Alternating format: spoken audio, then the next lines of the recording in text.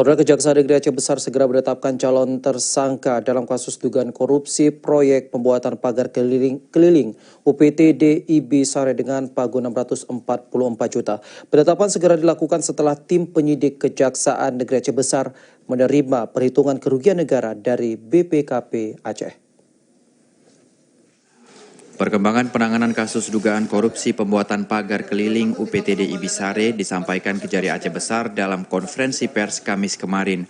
Kepala Kejaksaan Negeri Aceh Besar yang turut didampingi Kasipitsus Ronald Syagian mengatakan hingga saat ini pihaknya masih menunggu hasil penghitungan kerugian negara dari BPKP Perwakilan Aceh.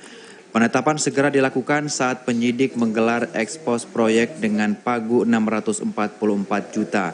Menurut Rajendra, dari penggeledahan di Dinas Peternakan Aceh, pihaknya telah memiliki bukti yang cukup untuk menetapkan tersangka proyek yang bersumber dari APBA tahun 2017. Untuk kegiatan penyidikan tersebut, kita sudah turun bersama ahli ke lapangan dan juga BPKP. Nah, kemudian saat ini kami sedang menunggu hasil dari ahli teknis tentang perhitungan sementara yang nanti mungkin akan dikombinasikan dengan BPKP.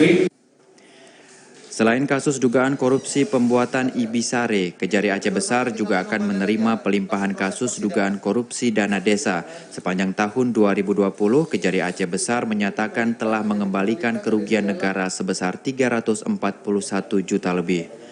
Angka ini dinilai meningkat sebesar 100% dibanding sebelumnya yang hanya 399 juta.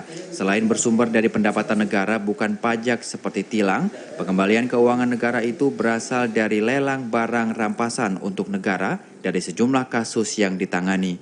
Dari Aceh Besar, Arman Konadi, TVRI melaporkan.